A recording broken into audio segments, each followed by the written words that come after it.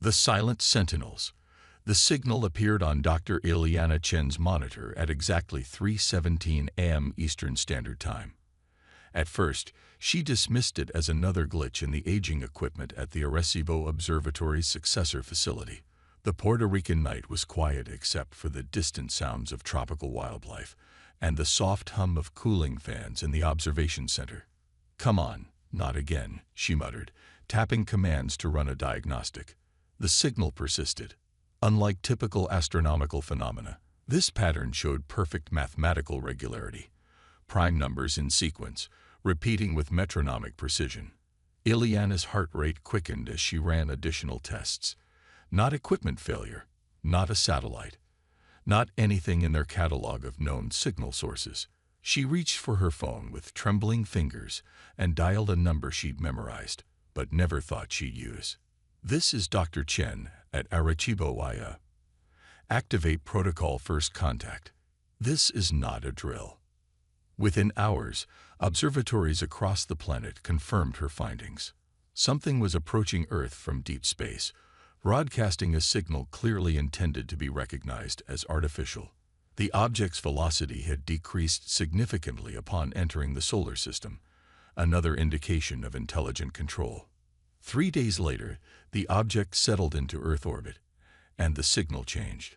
Computer screens worldwide simultaneously displayed the same message, regardless of operating system or security protocols. "We have returned. Request diplomatic channel." In the hastily assembled United Nations emergency session in Geneva, representatives from major world powers argued over the proper response. The alien vessel, now visible through terrestrial telescopes as a sleek, opalescent craft approximately 1 kilometer in length, maintained its position in geosynchronous orbit over the Pacific. "We need more military assets in position," insisted General Victor Ramirez of the newly formed United Global Defense Command. "And provoke them." "Absolutely not," countered Dr. Anastasia Volkov, the Russian xenobiologist who had been airlifted from her research station in Siberia. Seated between them, Ileana cleared her throat. As the discoverer of the signal, she'd been thrust into a diplomatic role she never wanted. "The message says they've returned. That suggests they've been here before." The room fell silent. "When?" asked Secretary General Okonkwo. "That's what we need to ask them," Ileana replied. The first video transmission from the vessel arrived 24 hours later. The being on screen had a humanoid form, but with distinct differences: skin with a faint blue luminescence, eyes larger and more widely spaced than human norm, and 6-fingered hands. When it spoke, its mouth movements synchronized perfectly with words in multiple Earth languages simultaneously. "I am Ambassador Zera of the Lauritian Collective. We come in peace to recover what our ancestors left behind. Our records indicate an outpost was established on your world approximately 30 millennia ago during an exploratory mission. Contact was lost. We have come to recover our technology and any surviving records." The revelation sent shockwaves through human society. Religious institutions grappled with theological implications. Conspiracy theorists felt vindicated. Scientists scrambled to reconcile this new information with human evolutionary history. A delegation was assembled to meet with the aliens, officially called Lauritians, in a neutral location constructed in international waters near Hawaii. Ileana found herself aboard a military transport alongside dignitaries, scientists, and security personnel. The meeting facility was a marvel of rapid engineering, a floating platform with a transparent dome allowing both species to observe each other in a controlled environment. As the human delegation entered, 5 Lauritians stood waiting. Their height, nearly 7 feet tall, made them imposing despite their slender builds. Ambassador Zera stepped forward. "Thank you for agreeing to this dialogue. We understand our arrival has been disruptive." "That's putting it mildly," General Ramirez muttered under his breath. Secretary General Okonkwo took the lead. "We are curious about your previous presence on Earth. Our historical records contain no mention of extraterrestrial contact. Your species was in its early developmental stages," Zora explained. Pre-agricultural, nomadic hunter-gatherers. Our protocols forbade direct interference with your evolution.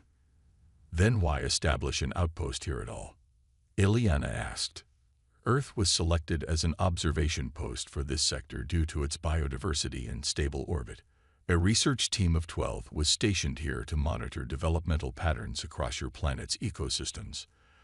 Their mission was extended when they discovered your species showing early signs of advanced cognitive development. Dr. Volkov leaned forward.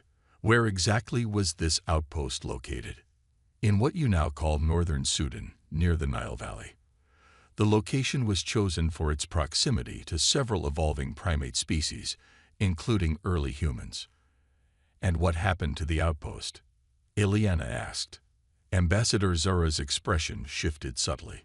A solar flare of unexpected magnitude damaged our communication systems. The team was expected to maintain position until contact could be reestablished. We underestimated the time this would require. 30,000 years is quite an underestimation, General Ramirez said. Our civilization experienced a period of significant disruption shortly after losing contact with Earth. Only in recent centuries have we rebuilt our deep space capabilities and begun the process of locating lost outposts. How many other outposts do you have on inhabited worlds? The general pressed. That information is not relevant to our current discussion, Zara replied smoothly. We seek only to recover what belongs to our people and depart without disruption. The second Lauritian, introduced as Science Director Vex, activated a holographic display showing the region in Sudan. Our scans indicate the outpost remains largely intact, buried approximately 40 meters below the current surface. The area appears to be uninhabited desert at present. Secretary General Okonkwo nodded. We can arrange access for a recovery operation, provided our scientists may observe and document the process. Acceptable, Zara said. There is another matter, however. The hologram shifted to display various objects scattered across global locations. Our scans have detected Lauritian technology in multiple locations, some integrated into your own technological infrastructure. The room grew tense. Are you suggesting we stole your technology? General Ramirez asked, voice sharp. No, Zara replied. We believe these artifacts were deliberately distributed by our research team before they perished. However, the presence of quantum resonance patterns matching our technology in your computer systems, energy grids, and medical equipment suggests you have reverse-engineered these artifacts, perhaps without understanding their origins. Ileana's mind raced. Throughout human history, stories abounded of mysterious inspirations, dreams that led to scientific breakthroughs, ancient artifacts with unexplainable properties, mathematical insights that seemed to come from nowhere. The silicon microchip, she whispered, then spoke louder. The quantum computer breakthrough of 2019. The neural interface technology, developed last decade. Are you saying these all came from your artifacts? Science Director Vex inclined his head. Not directly. Your species made these discoveries through your own ingenuity. However, the foundational principles were likely inspired by exposure to our technology. This is unexpected. Most species require millions of years to develop such technologies independently. The third Lauritian, who had not yet spoken, stepped forward. I am Security Commander Tarek. The technology in question was never intended for adoption by a pre-spacefaring civilization. This creates complications. General Ramirez stood straighter. What kind of complications? The artifacts contain quantum-entangled components linked to our central networks. As your systems have integrated derivatives of our technology, you have inadvertently created pathways into both our systems and your own. This presents security concerns for both our civilizations. The implication hung in the air. Earth's most critical systems might be vulnerable through connections no one knew existed. Equally concerning, humans had apparently reverse-engineered alien technology so effectively that the Lauritians now viewed them as a potential security threat. We propose a joint team, Zora said into the silence. Your experts working with ours to locate all Lauritian artifacts on Earth and safely disentangle your systems from ours. Secretary General Okonkwo looked troubled. We will need to consult with our respective governments. As the meeting concluded, Ileana found herself walking alongside Science Director Vex toward the exit. "May I ask a personal question?" she said. "You may," Vex replied. "Your people washed mine when we were still learning to control fire. Now you return to find us splitting atoms and creating artificial intelligence. Are you afraid of what we've become?" Vex studied her with those large, luminous eyes. "Fear is not the correct emotion, Dr. Chen. Concern, perhaps. Fascination. Certainly." A pause. "In 30 millennia, your kind has accomplished what took most species, including ours, hundreds of thousands of years. We do not yet understand how this was possible. Maybe," Eliana suggested, "it's because we've always had to figure things out for ourselves. Until now." Vex made a sound that might have been a laugh. "Indeed, perhaps the absence of guidance was your greatest advantage." As she left the facility, Eliana glanced back at the alien vessel hovering above them in the distance. The silent sentinels had returned, only to find their observers had become something unexpected, something that might now be beyond their control. The quantum inheritance. The Sudanese desert shimmered under the merciless sun as the joint human-Lauritian expedition established their base camp.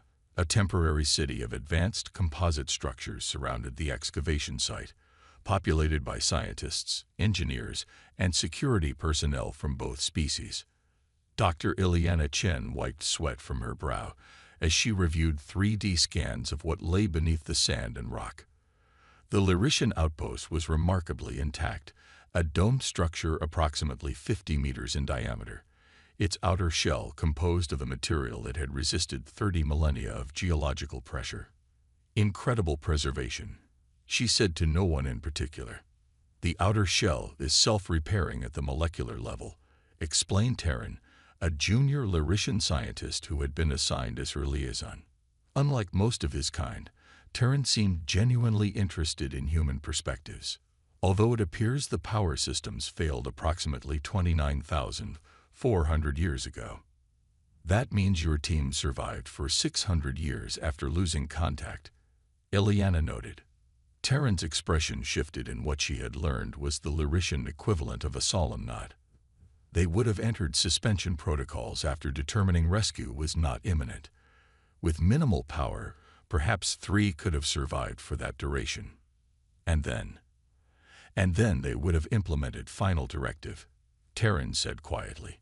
"When facing certain death on a developing world, all knowledge must be secured or destroyed to prevent contamination of indigenous evolution." Yet somehow, Ileana thought, that contamination had occurred anyway. The discovery of Lauritian artifacts across Earth had accelerated as more scientists learned what to look for. A peculiar geometrical object found in a cave in South Africa. A crystalline device recovered from a peat bog in Ireland. Microscopic structures in ancient Chinese pottery that resembled modern nanocircuitry. Most disturbingly, several major technology companies had confirmed finding strange similarities between their proprietary designs and Lauritian components. The quantum computing revolution that had transformed Earth's technology over the past decade showed particular parallels. "We're ready to open the main chamber," called Dr. Hassan Biki, the archaeological team leader. Ileana joined the observation group as specialized equipment, a hybrid of human and Lauritian design, delicately cut through the final layer separating them from the outpost's interior. As the barrier dissolved, air hissed outward. The ancient facility had maintained partial pressure for 30 millennia. Lights activated automatically as they entered, responding to Lauritian biosignatures. The space revealed itself as a laboratory and living quarters combined, remarkably similar to modern research stations despite its age. 3 suspension pods stood against one wall, their transparent surfaces frosted with age but intact. Science Director Vex moved to the pods, examining their displays. As suspected, life support failure approximately 29,400 years ago. His voice contained no emotion, but his posture conveyed respect for the long-dead researchers. Ileana found herself drawn to a central console where holographic displays flickered to life, responding to Vex's presence. Symbols scrolled rapidly, a data dump activated by the return of compatible technology. They left a message, Vex said, his tone changing. For any Lyrician who might find this place. The hologram stabilized, showing a recording of a Lyrician female with signs of age evident in her features. I am lead researcher Nilara, final survivor of Outpost Terra. If you are viewing this, our civilization has endured. The others entered final suspension 83 cycles ago. Power systems are failing. Before joining them in final rest, I have made a decision that violates our primary directive. The recording showed Nilara moving to another console, activating systems. The indigenous presentients of this world show remarkable potential. Their cognitive architecture is uniquely suited to innovative problem-solving, unlike any species we have encountered. They lack our longevity and systematic approach, but their neural plasticity and adaptive reasoning are extraordinary. I believe they may someday achieve technological parity with our civilization, but their developmental timeline suggests this would require hundreds of thousands of years. Nilara's image looked directly at the camera, as if gazing across millennia. I have distributed research modules across regions showing early human settlement patterns. Each contains basic principles of Lyrician technology, encoded to become gradually accessible as their understanding evolves. This is not direct interference. They must still develop the science themselves, but it will accelerate their progress. I do this not knowing what they may become, but believing in what they could be. The message ended. The room fell silent. She seeded your world with our knowledge, Security Commander Tarek said, voice tight with something like anger. Deliberately accelerating your development by orders of magnitude. General Ramirez, who had observed silently until now, stepped forward. She gave us a nudge. Everything we built ourselves. Based on principles you should not have discovered for thousands of generations, Tarek countered. Do you understand the implications? Your species developed nuclear weapons before you fully understood your own biology. You created global communication networks before resolving tribal conflicts. You achieved space travel while still burning fossil fuels. We've managed, Dr. Mbiki said defensively. Have you? Tarek gestured to a data screen displaying Earth news headlines. Climate crisis, political tensions, resource conflicts. Before the argument could escalate, warning alarms blared from the Lyrician equipment. Vex moved swiftly to a console, hands dancing over controls. Multiple quantum resonance cascades detected. The recovery process has triggered automated systems. What does that mean? Ileana asked. The distributed artifacts are activating, attempting to reconnect to the central system here. The quantum entanglement is destabilizing. In English, please, General Ramirez demanded. Terran explained, every piece of our technology on your planet is suddenly trying to phone home. The energy surge could overload your power grids and communication networks globally. As if confirming his words, reports flooded in from around the world. Power fluctuations in major cities. Communications disruptions. Computer systems spontaneously rebooting or failing. Can you shut it down? Secretary General Okonkwo asked over the emergency channel. The protocols were designed to be irreversible, Vex said. A security measure to prevent our technology from being captured and misused. Ileana studied the data flowing across the screens, recognizing patterns similar to her work in signal processing. What if we redirect the resonance? Create a controlled feedback loop. That would require processing capacity beyond what we have available, Vex said. General Ramirez made a call. This is Ramirez. Activate the quantum array network. Full capacity. Route it through Dr. Chen's authorization. Within minutes, Ileana had access to Earth's combined quantum computing resources, a distributed network more extensive than the Lyricians had realized humans possessed. Your quantum technology is more advanced than our scans indicated, Vex observed, watching her work. "We've been busy," Eliana replied, fingers flying over interfaces. "Terran, I need you to translate these Lyrishan protocols. We need to create a harmonic counter-resonance."